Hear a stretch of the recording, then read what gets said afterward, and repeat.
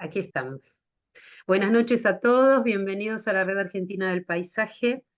En esta ocasión nos reunimos convocados por la Mesa de Trabajo e Investigación que pone sobre el tapete nuevamente este ciclo de conferencias que se llama Paisaje e Investigación, al que hemos invitado a participar a todos aquellos que tienen una investigación realizada, una tesis en curso, un proyecto, una gran idea que tenga que ver con el paisaje, con este entorno de vida en el que nos movemos y que muchas veces presenta conflictos, en otros casos presenta bondades, pero lo importante es poder mirarlo con esta visión, esta mirada holística, integral de lo que significa vivir sobre el territorio, compartir la vida con otros seres vivos que no son seres humanos, compartir la vida entre culturas, compartir la vida a través de la historia y de lo que nos une en el sentimiento, ¿no? Aquello que nos genera el paisaje,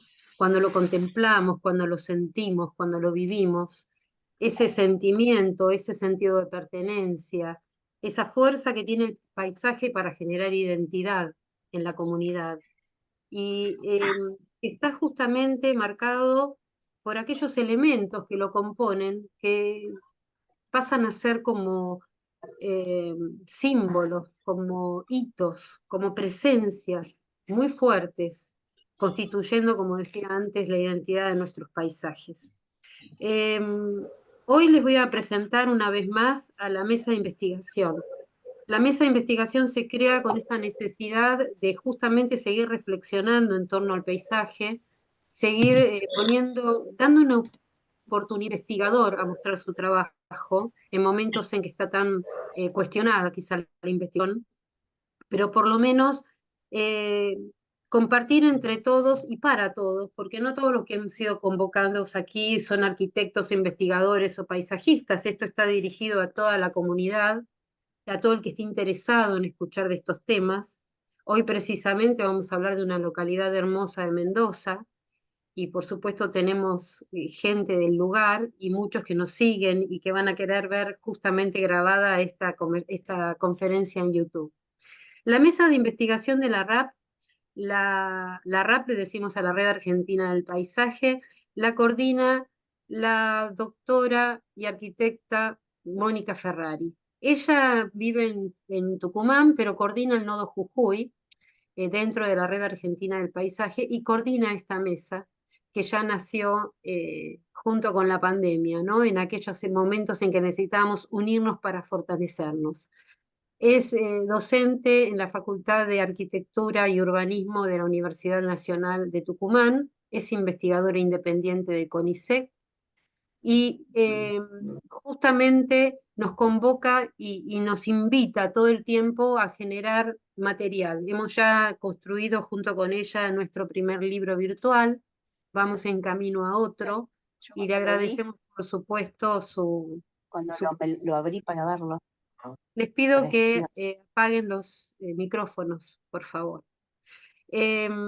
Continúo presentándoles al arquitecto y magíster Leandro Varela. Él es coordinador del Nodo La Plata, docente e investigador de la Facultad de Arquitectura y Urbanismo de La Plata. Es director de la maestría Paisaje, Medio Ambiente y Ciudad, que hoy nos presta este espacio Zoom para trabajar, y coordina la línea de investigación en paisaje del Instituto de Investigaciones y Políticas del Ambiente Construido para la Universidad de La Plata y el CONICET.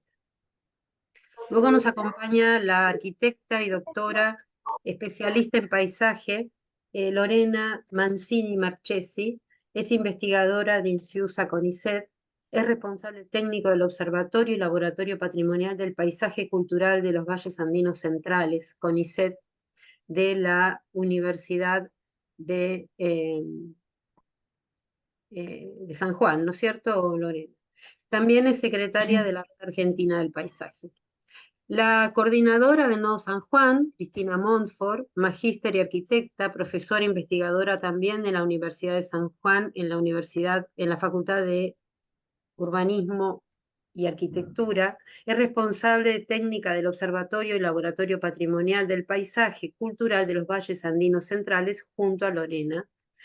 Y luego tenemos también aquí con nosotros a la arquitecta, a la doctora en Ciencias Sociales y arquitecta, profesora Paula Llomparte Frenzel. Ella es profesora también en la Facultad de Arquitectura y Urbanismo de la Universidad Nacional de Tucumán e investigadora asistente del CONICET, de la Facultad de Arquitectura de la Universidad Nacional de Tucumán.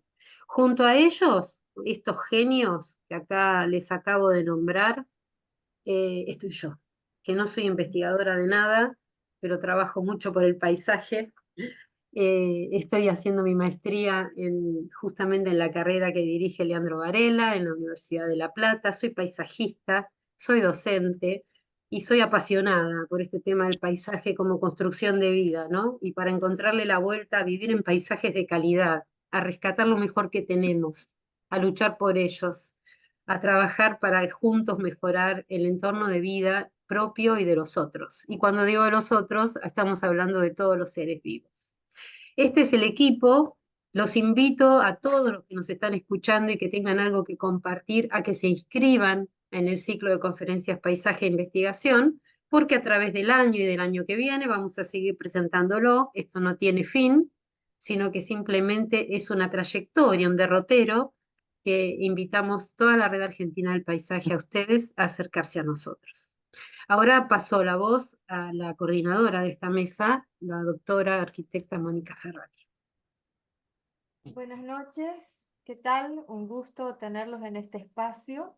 Yo quiero comentarles una cosa más respecto a la mesa de investigación, que en consonancia con los objetivos de la Red Argentina del Paisaje, entre los cuales se destaca el constituirse como referente y en un foro permanente de estudio, consulta, diálogos y reflexión. Esto es lo que constituye el objetivo de esta mesa, ¿no?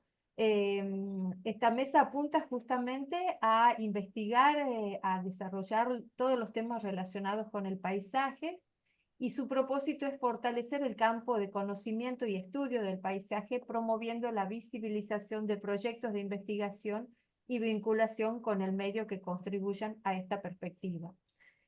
Voy a presentar a las disertantes de hoy.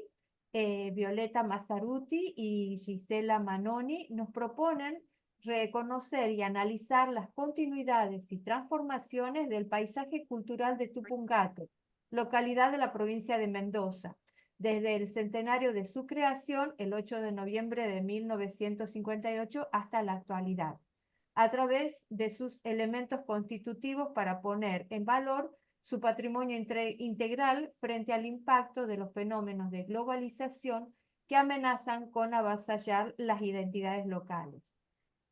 Gisela Manoni es profesora y licenciada en Comunicación Social por la Facultad de Ciencias Políticas y Sociales de la Universidad Nacional de Cuyo.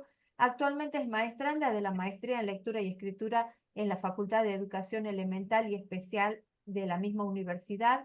Es docente e investigadora del Instituto de Educación Superior 9009 de la provincia de Mendoza y directora del equipo de investigación en patrimonio. Ha trabajado como periodista en el diario Los Andes y ha dirigido proyectos de investigación sobre la comunicación del patrimonio y la construcción de identidad en Tupungato. Cuenta con numerosas publicaciones, entre las que se destaca el libro Paisajes Culturales de Tupungato, Transformaciones y Continuidades desde 1858. Violeta Andrea del Carmen Mazzaruti es diseñadora industrial, especializada en productos por la Facultad de Artes y Diseño de la Universidad Nacional de Cuyo, en Mendoza. Es docente e investigadora del Instituto de Educación Superior 9009 de la provincia de Mendoza, codirectora del equipo de investigación en patrimonio. Ha cursado diplomaturas en preservación del patrimonio histórico-cultural en la Facultad de Filosofía y Letras de la Universidad Nacional de Cuyo, en raíces y persistencias de los modelos iberoamericanos en el desarrollo del urbanismo y la arquitectura, y en patrimonio cultural latinoamericano en la Universidad Blas Pascal, y los posgrados en gestión y salvaguarda del patrimonio cultural inmaterial en la Universidad Nacional de Córdoba. También gestión cultural, patrimonio y turismo sustentable de la FOGA, España, Argentina, España. Actualmente es maestranda en la Maestría en Patrimonio Artístico y Cultural en Sudamérica Colonial de la Facultad de Filosofía y Letras de la UBA y es autora también del libro Paisajes Culturales de Tupungato, Transformaciones y Continuidad desde 1858. Bueno, ya las he presentado con ustedes, las disertantes Gisela y Violeta. Esta conferencia vamos a tratar de que dure hasta las 20:45 y a partir de ese momento vamos a iniciar la ronda de preguntas. Muchas gracias. Bueno, muchas gracias, gracias por la presentación. Un placer para nosotras. Somos en realidad dos, como las caras visibles, pero detrás hay un equipo de investigación que trabaja en nuestro instituto sobre estas temáticas. Ahí les voy a compartir entonces el precio.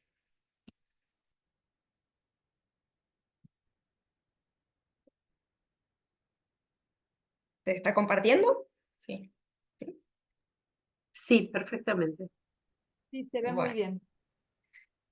Bueno, por supuesto que teníamos que elegir como marco de la presentación nuestra cordillera, ¿no? Que es como el icono del paisaje nuestro en Tupungato.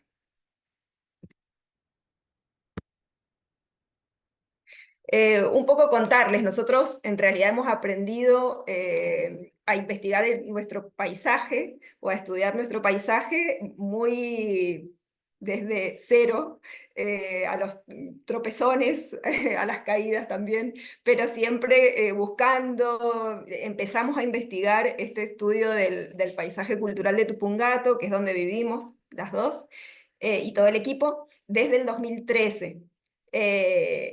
El libro o la investigación que terminó en el libro nos llevó varios años, hasta el 2019, 3 etapas, porque bueno, nos encontramos con que cada vez que investigábamos más y estudiábamos más, teníamos más material para indagar, gente por entrevistar, bueno, se nos hizo como muy grande, entonces tuvimos que dividir el territorio a investigar en 3 etapas. Entonces empezamos por la zona del oeste de Tupungato, que bueno, ya les voy a contar bien cómo es nuestro lugar. Después, que es toda la vinculación más con la montaña y el agua como elementos vinculantes de nuestro paisaje. Después tomamos el este, que tenía otras características del paisaje, más otro tipo de agricultura, más la relación con la Ruta 40, con lo que fue el pasado ferroviario. Y por último, todo lo que había sido la antigua villa y la nueva villa, que era como el pasado y el presente, que la primera estaba en un distrito que se llama La Arboleda, y la segunda, que es donde estamos ahora, en Tupungato. Así que en la villa de Tupungato, la villa de cabecera. Así que bueno, todo esto nos llevó un tiempo, lo pudimos, pero hemos seguido, es como que estamos muy, nos encontramos, como decía recién, que nos presentaba como muy enamoradas de nuestro paisaje y siempre hay cosas nuevas por indagar. Después hicimos investigaciones sobre comunicación del patrimonio, cómo comunicar, porque tenemos como esa obsesión. Nosotros en nuestro departamento hemos perdido muchos edificios patrimoniales, incluso con declaratoria departamental, y que no supimos defender como población ante el avance inmobiliario, bueno, un montón de situaciones. Entonces esto nos lleva como una obsesión de cómo comunicamos el patrimonio para que la gente misma y la comunidad portadora sea quien lo defienda. Y después, bueno, eso nos llevó a investigar sobre los caminos, los viejos caminos de Tupungato, y ahora estamos indagando sobre el patrimonio escolar de las escuelas primarias más antiguas del departamento, con la idea de poder hacer museos escolares. Bueno, ese es como nuestro... Como integrantes del paisaje cultural del departamento. Así que bueno, eso es un poco lo que hemos ido haciendo. En el camino hemos tenido la suerte de participar de algunos congresos y hacer algunas publicaciones. Bueno, ahora les cuenta más Violeta el tema de la investigación propiamente.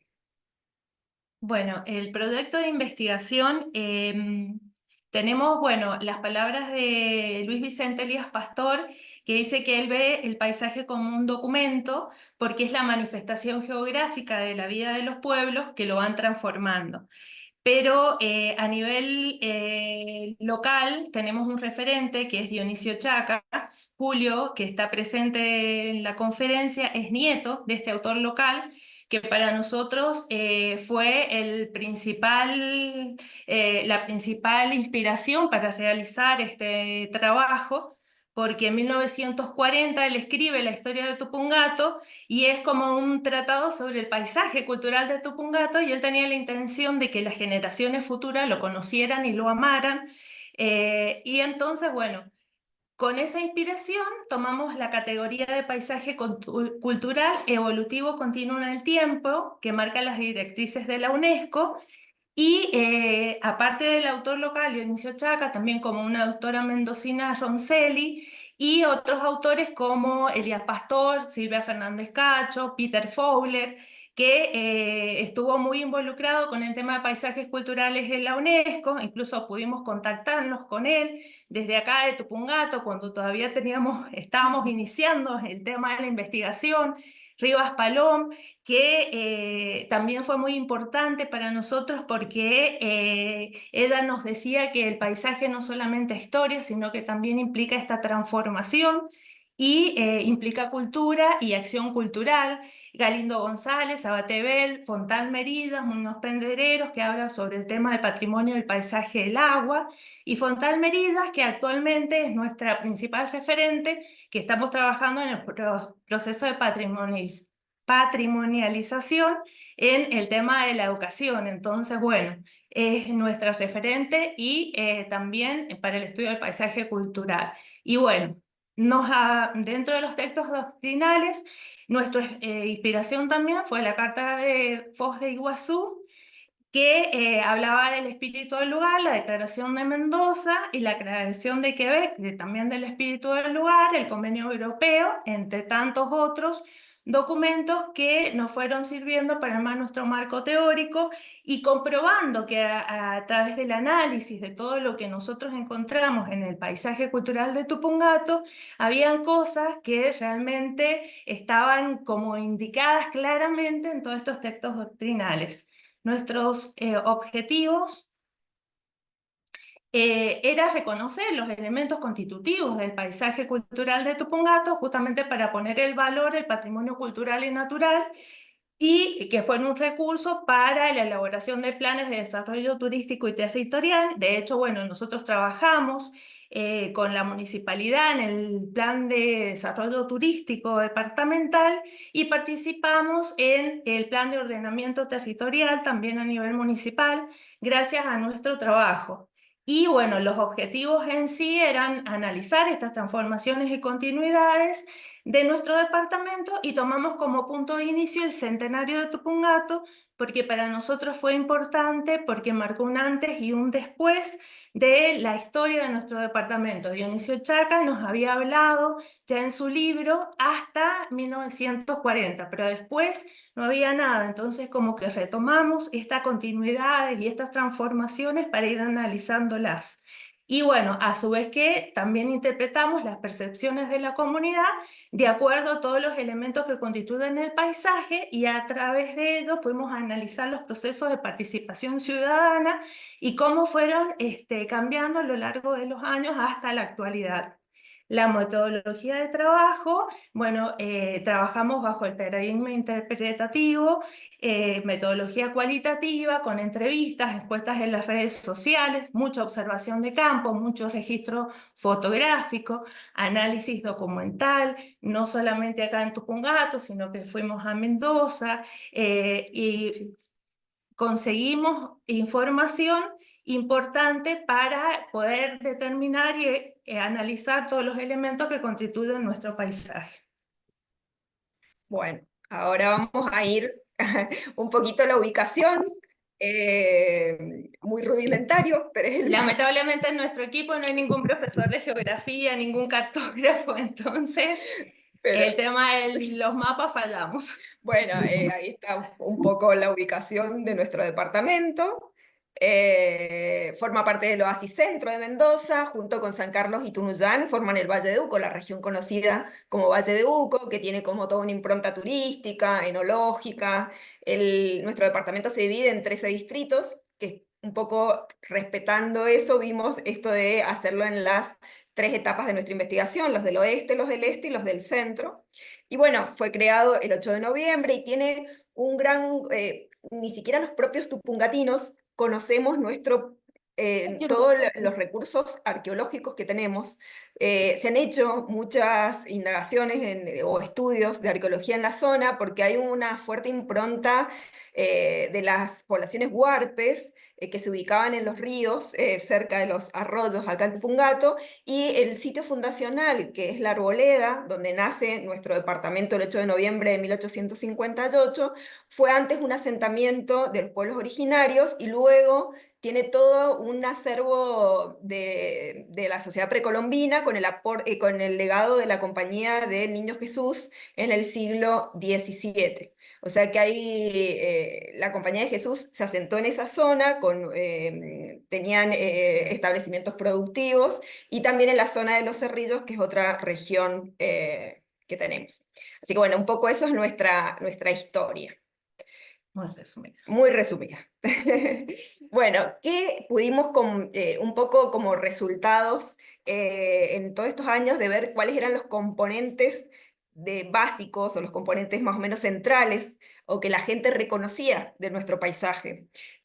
Primero, el concepto que fuimos elaborando, un poco así también como decía yo a los tropezones, fue el de ruralidad tupungatina, porque veíamos que nuestro paisaje tiene una impronta fuerte rural, ¿no? ¿En qué nos basamos con esto de la ruralidad tupungatina? Primero, hay mucha dinámica en los distritos. El tema poblacional, analizando el crecimiento poblacional que ha tenido Tupungato y un poco en comparación con otros departamentos de la provincia, según los últimos censos, la población en zonas rurales creció bastante, siendo que en general la tendencia es a que se agrupen en los centros urbanos.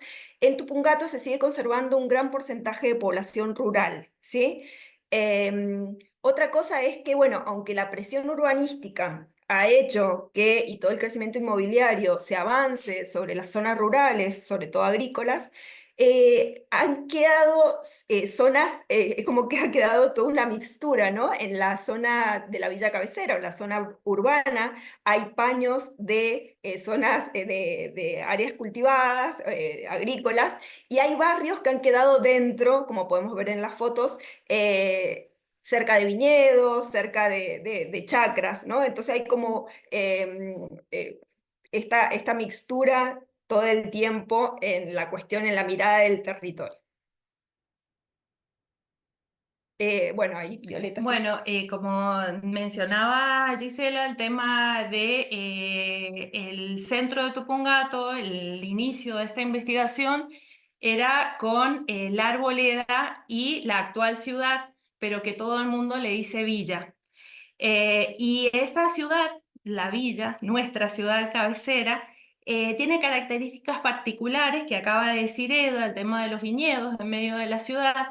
Y en los últimos años se está perdiendo, lamentablemente, la calle principal, la horizontalidad de los edificios. Existía una ordenanza municipal que prohibía la construcción de edificios de más de 2 pisos sobre la calle principal, que bueno, el año que viene cumple 100 años de vida como calle Avenida Belgrano. Esta calle es nuestra calle, es la calle que el día, los fines de semana se llena de gente, es la antigua calle del comercio, como se llamaba los primeros años del siglo XX, y donde se destacan distintos lugares que fueron emblemáticos y hoy son parte de la historia y también parte de las transformaciones que ha sufrido la ciudad. El edificio municipal, que es de la década de 1940, se encuentra frente a la plaza departamental. La ciudad de Tupungato no tiene como algunas o la mayoría de las ciudades españolas, donde frente a la plaza están los edificios principales y los edificios religiosos. En este caso, el edificio de la única parroquia que hay en Tupungato se encuentra sobre Avenida Belgrano, pero en el extremo opuesto donde se encuentra el edificio municipal. Dentro de este paisaje cultural urbano, podríamos llamar, encontramos como característicos de la zona los famosos kioscos, que hoy actualmente quedan 3 y hace muy poquito que cerraron uno que está en una zona emblemática de Tupungato, que es la avenida Matons, y que tiene toda una historia dentro de la construcción del paisaje de la ciudad de Tupungato. Y quedan edificios emblemáticos que, como el que se puede ver en el extremo inferior, que perteneció a el Banco Mendoza, que fue la primera sede que tuvo Tupungato. Y en la figura del medio pueden observar que hay una calle sin asfaltar, con mucho verde, bueno, es verano, pertenece también a la ciudad de Tupungato. Entonces, bueno, esa característica de ciudad, porque tiene más la cantidad de habitantes necesarios para ser ciudad, pero a la vez esa ciudad que tiene esa impronta rural. Bueno, otras de las cuestiones o los componentes que veíamos de esta ruralidad es que se conservan tradiciones propiamente del sector rural, ¿no? La sociedad sigue muy arraigada en estas actividades como las carreras cuadreras, las jineteadas, las peñas, los bailes sociales, las serenatas para los cumpleaños, generalmente con tonadas, que es el canto propio cuyano. Las festividades, siempre es volver a festejar la tierra, la cosecha, las actividades que realizan incluso los jóvenes, la cacería, la pesca, las cabalgatas en la montaña. También vemos esta ruralidad en las tradiciones gastronómicas, porque en la mayoría de las familias, incluso las familias más jóvenes, digamos, se siguen haciendo los dulces caseros, el pan casero, se conserva esta tradición de juntar a la familia en torno a los carneos, ¿no? Que se hacen los chorizos, los embutidos. Y también hay una fuerte impronta de la medicina alternativa con esa tradición medicinal que se ha pasado de las abuelas, ¿no? Esto de curar, por ejemplo, la cura del empacho o tomar las hierbas del campo para sanarse de distintos males. Entonces, bueno, estas tradiciones se conservan en la zona. También vemos lo rural en lo ornamental. En muchas de las calles, incluso de las casas, incluso urbanas, hay huertas, parrales, cada vez menos, pero seguían habiendo gallineros o otro tipo de animales. Y en lo ornamental vemos, por ejemplo, los hornos de barro, los arados o las ruedas de carreta que ornamentan las casas. Y en cuanto a los bienes inmuebles, vemos que hay toda una trayectoria, digamos, de estos edificios que son las casas patronales de las zonas rurales, ¿no? Que es que después lo vamos a retomar en el paisaje enológico, pero estas casas patronales, muy pocas, esta la que está en la mano izquierda, del sector izquierdo, es la casa Platese, que es donde vivía la familia Alurralde, y esta sí es la única, creo que está declarada patrimonio, y son casonas bien de campo, con toda la característica, casonas de estancia, que propiamente eran de los cascos de las estancias, y que tienen una fuerte relación con las historias de las primeras familias, muchas españolas, muchos inmigrantes españoles, italianos, que vinieron a principios del siglo XX, o que llegaron a principios del siglo XX, incluso antes. Algunas han sido retomadas con fines turísticos, como el Chateau d'Ancón, que está en la zona de San José o de La Carrera, y que ahora está abierta al turismo, y algunas de estas casonas se han reactivado, digamos, con toda otra impronta, pero conservan esta fachada o esta arquitectura propia de la ruralidad. Y en cuanto a las actividades agrícolas, vemos que tenemos en Tupungato cultivos emblemáticos como la uva, la nuez, el ajo, el durazno, la cereza y la papa. Antiguamente eran otros los cultivos, esto se ha ido transformando con el tiempo. Antes era una zona de trigo, de papa, sobre todo alentada por este mercado alentado por el paso del tren, que bueno, después dejó de toda la cultura ferroviaria. Nuestro departamento es capital de la nuez. La nuez hoy ha tenido como un resurgimiento, la nuez, el ajo sobre todo, y sobre todo los viñedos.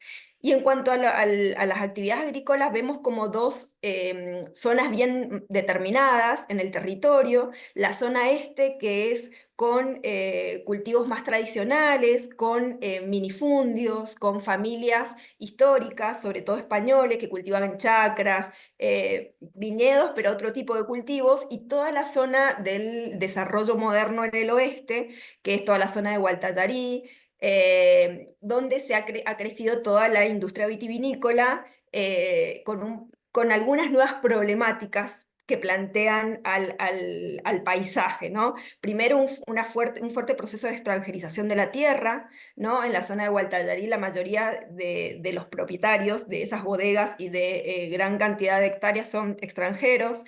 También hay una tendencia al monocultivo y al latifundio, sobre todo en la zona oeste, pero se está ampliando a todo el departamento.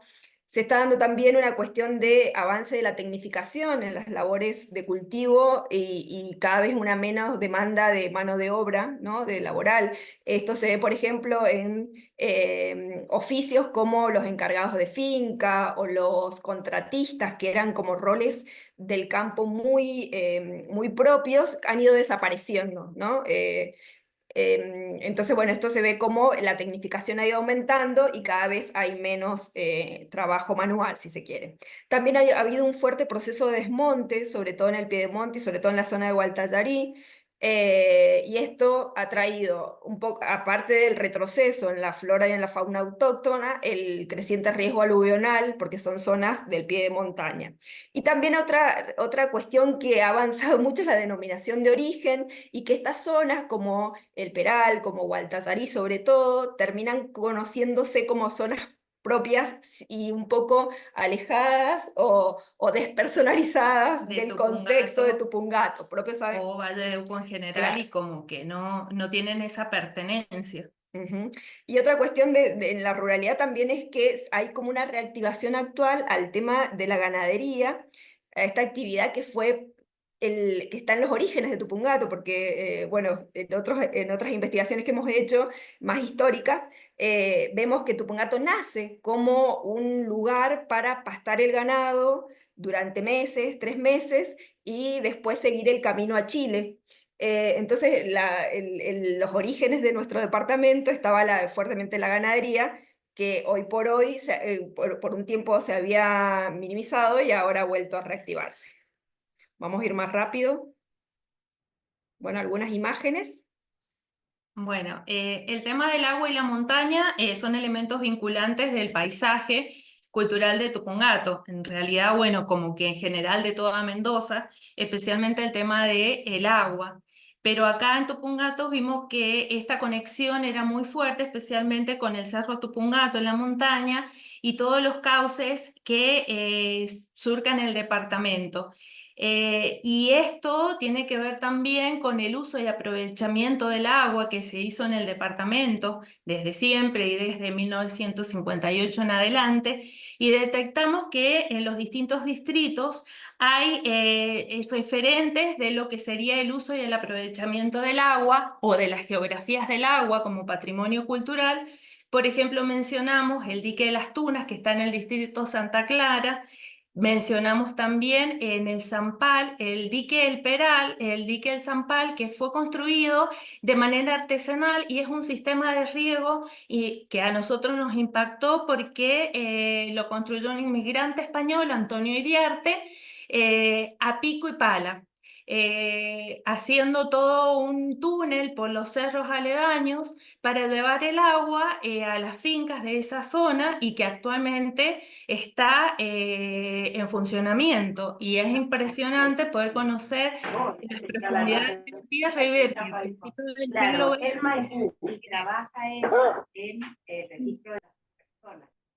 y Por favor, el para que tema, puedas hacer la Te conferencia. escuchamos. Que no desconecten los Pero- micrófonos, por favor. Siga. Y bueno, también las historias asociadas, que bueno, enseguida vamos a decir el tema del agua, por el uso y aprovechamiento de la misma, y también, bueno, dentro de este paisaje tan dinámico que se va transformando, pudimos observar como en los últimos años las nuevas tecnologías asociadas a los sistemas de riego han ido cambiando también el paisaje en cuanto a que se ven menos surcos, porque ya el riego no es como se hacía antes. Las profesiones, los tomeros ya no se encuentran, ya es como algo que está lejano, son muy poquitos. El tema de las acequias, como parte de Mendoza, también es parte de nuestro paisaje cultural, pero lamentablemente hace algunos años y en general en toda Mendoza se ha ido perdiendo esa conciencia de que es patrimonio cultural y por lo tanto hay que conservarlo y protegerlo. Entonces, bueno, muchos cauces, muchas acequias hoy están con basura, lamentablemente. Pero el agua es parte importante de nuestro patrimonio y la montaña, la cordillera, el Cerro Tupungato, el Cordón del Plata. Tenemos dos parques provinciales en nuestro paisaje, como es el Parque Provincial Volcán Tupungato y el Parque Provincial Cordón del Plata, y Tupungato tiene una gran extensión de montaña, pero lamentablemente el acceso a la montaña está un poco restringido y que tiene que ver también por el uso del territorio y ocupamiento de las tierras, que bueno, que lamentablemente emprendimientos privados impiden el paso a esa montaña para que sea disfrutada. Bueno, otra de las cosas que están dentro de nuestro paisaje cultural, que en realidad, bueno, esto es muy, muy sintético de lo que voy a decir, que son las calles, los caminos, las vías de comunicación, podríamos decir los itinerarios culturales, porque cada uno tiene una dinámica que lo ha ido formando. Pero mencionamos como base de nuestro departamento dos caminos importantes y que también están relacionados con el tema de esa actividad ganadera que existió en un primer momento y que son el camino de arriba y de abajo, que hoy existen esos caminos, no se conocen como camino de arriba o de abajo, pero están. El camino de arriba se lo conocía como el camino del alfalfar y el de abajo como el camino de la cieneguilla. Y también están vinculados con el tema del agua. Estos caminos tienen cursos de agua que indican que es un lugar donde era apto para la ocupación, entonces se fue ocupando el camino, el territorio. Y a nivel caminos, sendas, hay calles emblemáticas en nuestro departamento, como la calle de la Gloria, que es el ingreso a la ciudad cabecera de Tupungato, que está surcada por álamos. Esos álamos, desde hace muchos años, son parte de la identidad de ese camino y se produjo por este tema del crecimiento, de la modernización, el asfalto, hace algunos años el talado de una gran parte de esos álamos, pero los otros que hoy subsisten, fue frenado por la misma comunidad que dijo, no, esto es nuestro, es parte de nuestro paisaje, no podemos estar sin esto, es parte del agua, de la montaña, y los distintos caminos que tenemos, que cada uno tiene su historia, su impronta, no los podemos definir ahora porque no tenemos tiempo. Gisela, disculpen, Sí. sería bueno que ya vayan cerrando. Vamos cerrando. Nos queda un montón, pero bueno, vamos a ir rapidito, sí, se nos ha hecho muy... bueno, eso es un poco lo que les habíamos contado de nuestro patrimonio enológico. Una bodega antigua, el contraste de lo antiguo con lo nuevo, la vitivinicultura en los principios del siglo XX. Después la agricultura, bueno, nuestros circuitos agrícolas y algunos de los paisajes que se pueden ver, la cebada sobre todo en la zona de la Carrera, los nogales, viñedos. En cuanto al turismo, hay una realidad que es muy fuerte en el territorio, que es que la mayoría del turismo, del turista extranjero, pasa por el sector o por los caminos del oeste y no ingresa a la villa. Entonces, una de las demandas que hacen los prestadores turísticos locales es potenciar el turismo y que la gente conozca nuestro departamento, no solamente las bodegas o la propuesta más extranjera. Vamos muy rápido. Bueno, Tupungato también tiene un paisaje relacionado con los hidrocarburos. En 1934 se descubrió el pozo petrolero más importante de Argentina, que se ubica en la zona de los Cerritos. El Camino de los Cerritos es parte del antiguo camino del Alfalfar que mencionaba recién.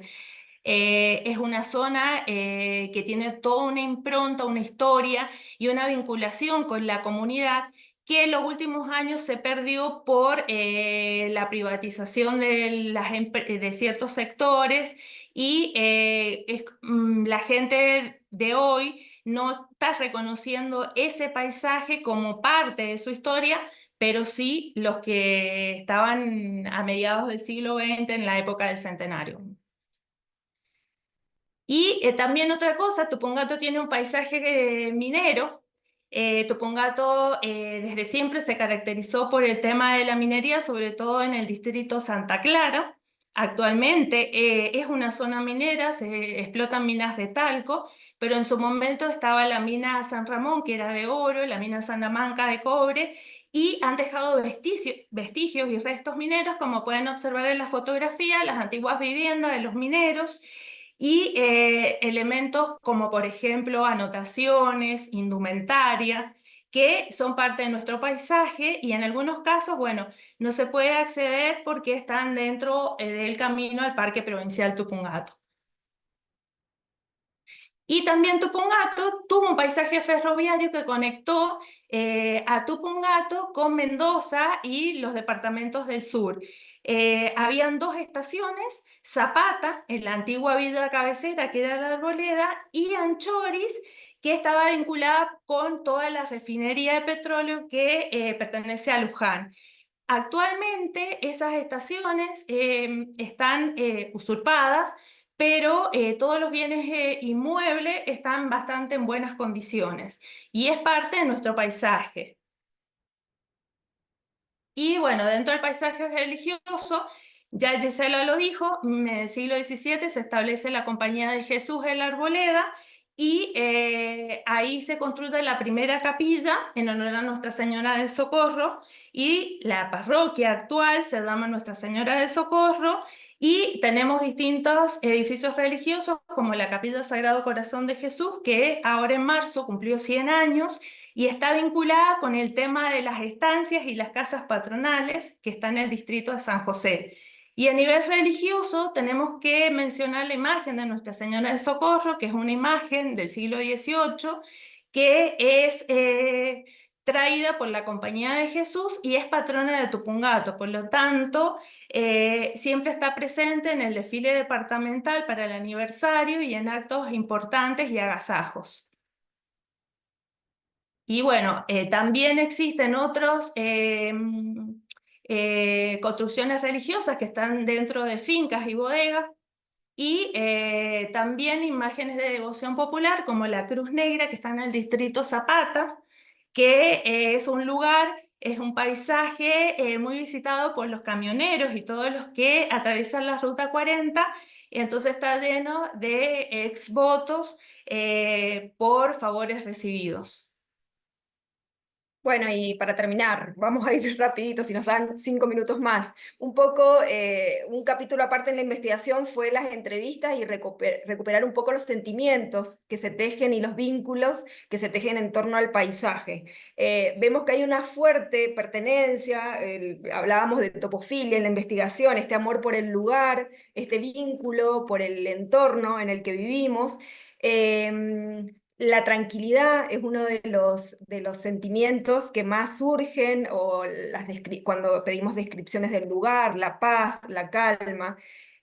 También hay grandes desafíos, ¿no? El tema del que decía Violeta del Parque Provincial Tupungato, de cómo estos lugares de montaña que antes eran tan visitados por las familias en la antigüedad, hoy ven vedada esa posibilidad de llegar. Incluso en el Parque Tupungato se hacían campeonatos de pesca, escalada, iban las escuelas a visitar el parque, nuestro Parque Tupungato, en visitas del lugar para conocer la flora y la fauna.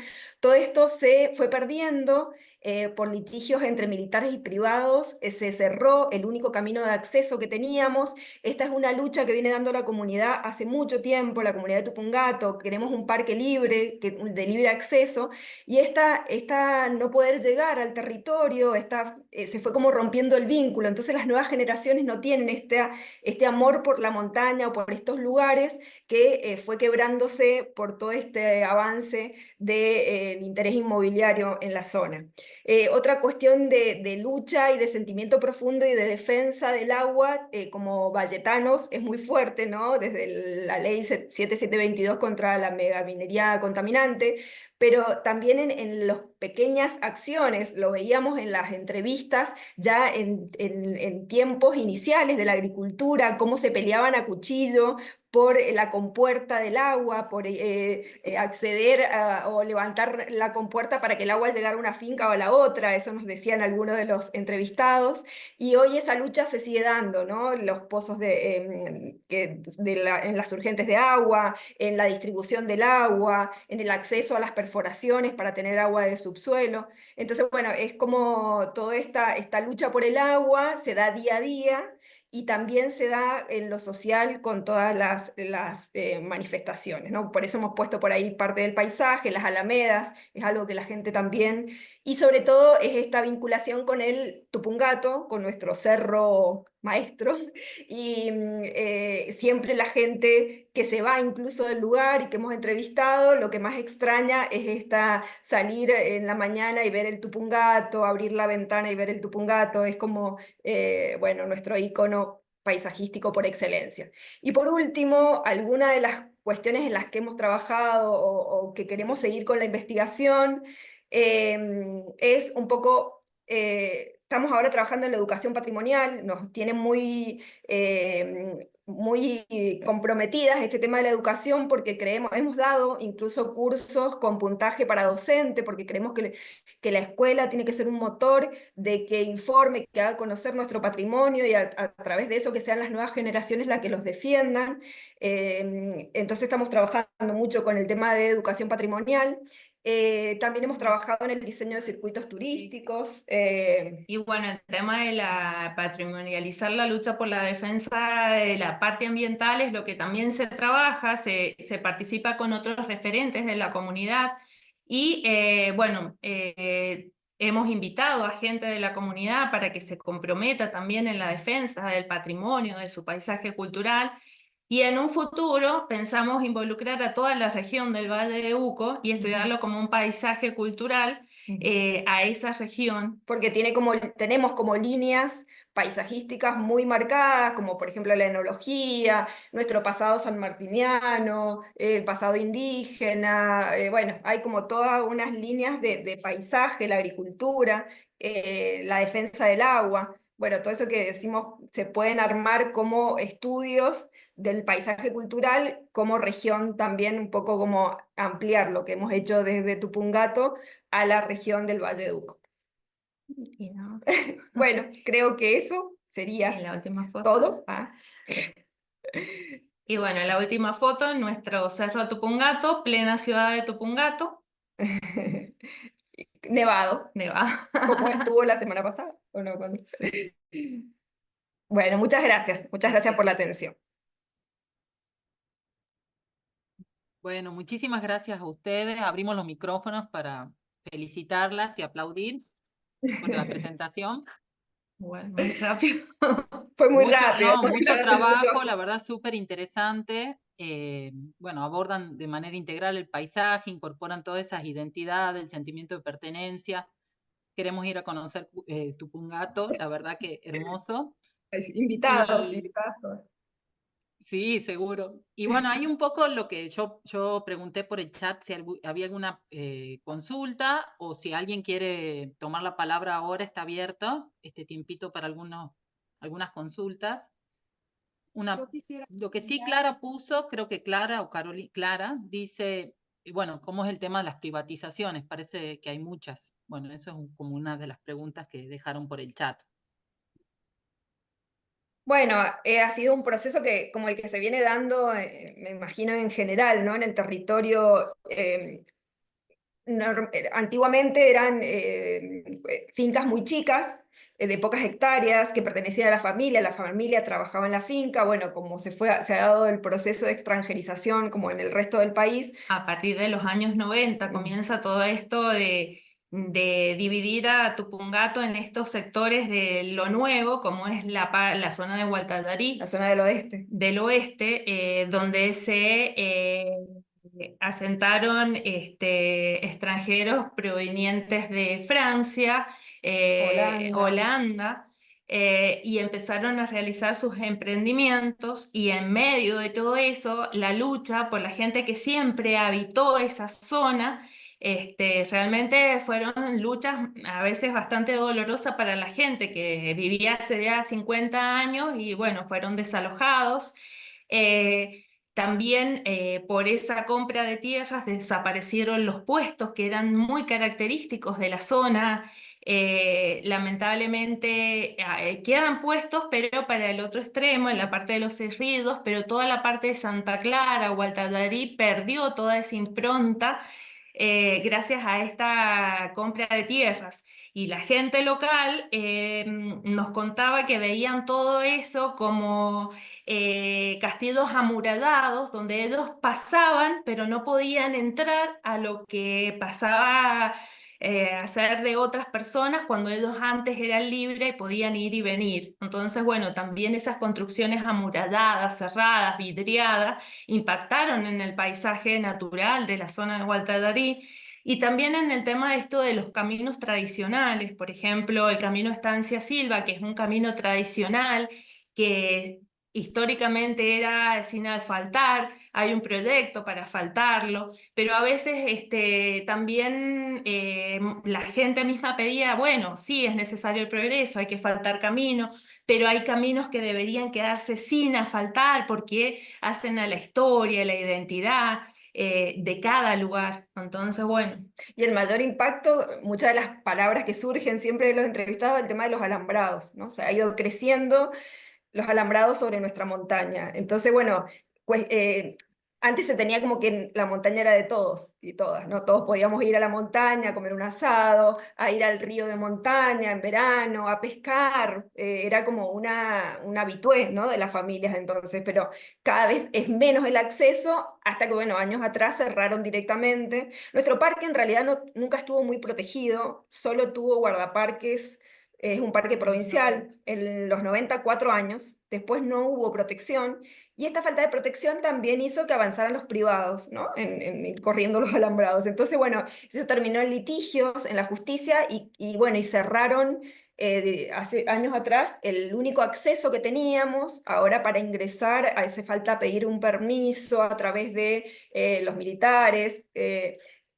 Que a veces se da y a veces no, entonces es muy difícil, ya se fue perdiendo y la gente no accede el acceso que quedaba hacia la montaña es por el otro lado, más al norte, por la Carrera, que es otra zona y ahora es la zona top y de crecimiento, de emprendimientos, de turismo, de Hoteles, cotos de cotos de casa, casa, con animales que no eran de la zona. animales exóticos que han venido a traer otras problemáticas a la fauna Entonces, local. bueno, como que también queda un poco restringido en la Quebrada del Cóndor, un lugar emblemático de Tupungato, también es parte privado. La Hollada, bueno, hoy por el camino de la carrera se puede ver, pero Llegar a la bueno, Hollada en los sí, Ujú. pero es cada vez más, y a la vez el tema del ordenamiento territorial como que No priorizó. no priorizó las zonas, por más que se trabajó con gente de la comunidad y todo, están esas dos zonas que son las top de Tupungato, y lamentablemente va quedando la población local afuera. La zona de la Carrera antes era el lugar donde se plantaba papa, donde vivían los obreros golondrinas, donde había una impronta de la construcción de temporada, donde los mismos obreros construían sus adobes y hacían sus casas por los 3 meses que duraba la temporada. Hoy esas zonas van desapareciendo porque hay Hubo todo un construcciones privadas. proceso que fue retrocediendo la población, a falta de servicios, el mismo municipalidad no les llevaba los servicios, eso hizo que la gente se viniera a zonas urbanas, son zonas muy inhóspitas, ¿no? En la montaña, entonces como que retrocedió la población local y fueron avanzando los desarrollos inmobiliarios, los emprendimientos más modernos y nuevos. Entonces, bueno, es como que eso, todo el avance ha ido dejando medio como afuera a la propia comunidad, ¿no? Muchísimas gracias. Sí, también lo vemos, ¿no? El tema de cuando se usan los bienes comunes, los paisajes, bueno, como ámbito, digamos, como un ámbito de vida, ¿no? Pero en realidad se lo está banalizando, porque no se respeta todo lo que hay por detrás, ese sentimiento de pertenencia, esos modos de construcción, de habitar ancestrales, hasta el uso del agua, ¿no? Así que bueno, muchas gracias. Acá doy la palabra a Mónica, que también quiere hacer unas preguntas, y después Lorena también. Bueno, me encantó el trabajo, la verdad que excelente, muchas felicidades. Es una investigación en paisaje, tomando la integralidad del paisaje, todo lo que es lo natural y lo cultural. Me gustaría saber si esta investigación ya está cerrada, si está en proceso, si ese libro que han publicado revela todo esto que ustedes han desarrollado y si está disponible, ¿no? Nos gustaría leerlo. Bueno, nosotros somos parte de un instituto de educación superior que, bueno, que en realidad para nosotros es muy importante poder hacernos camino porque no es una universidad, sino que es un instituto terciario que es local, que tiene 40 años de existencia en el departamento, por lo tanto tampoco es que las horas de investigación sean demasiadas y a la vez no tenemos cómo financiar las publicaciones. Con mucho esfuerzo pudimos hacer el libro, pero obtuvimos un financiamiento por parte del municipio, pero fueron muy pocos libros para ser entregados en las escuelas locales. Por lo tanto, no existe otra versión impresa y el instituto tramitó la posibilidad de hacerlo en formato digital, pero hasta ahora no ha visto luz. Y bueno, después tuvimos la suerte de hacer unas publicaciones en Uruguay, por ejemplo, en la Universidad de La Plata, en ICOMOS cuando se hizo en Mendoza en el 2018. Y nuestros otros trabajos no han sido publicados, pero también están relacionados a lo que es el paisaje cultural de Tupungato. Como la de los caminos históricos, esa no hemos publicado nada, pero sí en general lo que hemos hablado está en ese libro que va perdiendo como vigencia, porque decimos, bueno, ahora hay que trabajar sobre la publicación digital, pero bueno, hay muchas cosas del paisaje que está en continuo cambio Y y bueno, eso transformación. demuestra, porque por ejemplo hay una parte emblemática de Tupungato que es la plazoleta Urquiza, que es la entrada a la villa cabecera. Y bueno, cuando nosotros hicimos el libro tenía una fisonomía y ahora hace 2 años tiene otra. Claro. Es como que Hay muchas demuestra que el paisaje va cambiando continuamente. Yo tengo otras preguntas también y les voy a pedir que sean cortitas Sí. para responderlo así para las otras personas. Ustedes hablaron de las metodologías participativas, puede ser que trabajaron con esas metodologías.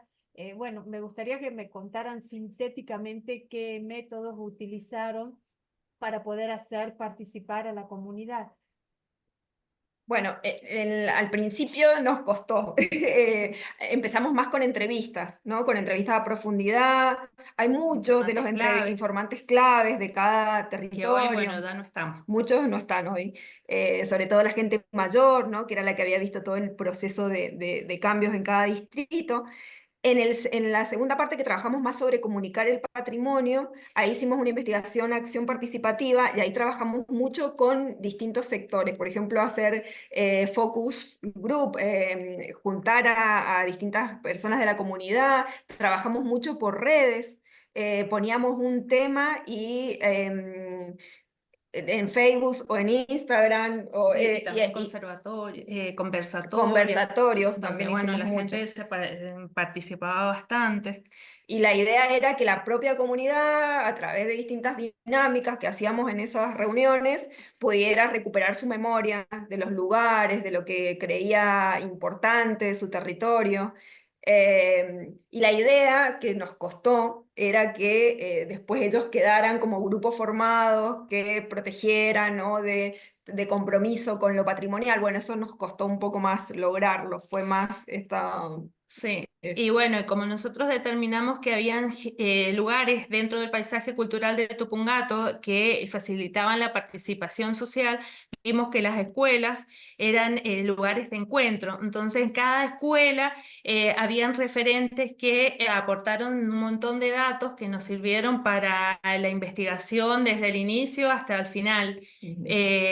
Como es un lugar pequeño, Tupungato, eran las escuelas, estos centros donde hacían bailes, fiestas, kermeses, y la gente sí había tenido un pariente, un primo, o ellos mismos Claro. tenían recuerdos, fotografías, Ujú. folletos que nos sirvieron. Bueno, y sí, el tema de las redes, por ejemplo, en YouTube hicimos videitos donde subíamos y la gente, bueno, veía esos videos, muy caseros porque nosotros, bueno, con las herramientas que teníamos, pero ponían su información, entonces, yo me acuerdo de este lugar y esto, entonces, a medida de los comentarios en las redes, íbamos sacando información y algunos que nos interesaban, después nos comunicábamos y hacíamos como otro tipo de Incluso entrevista más se profunda. ofrecían ellos para dar testimonio.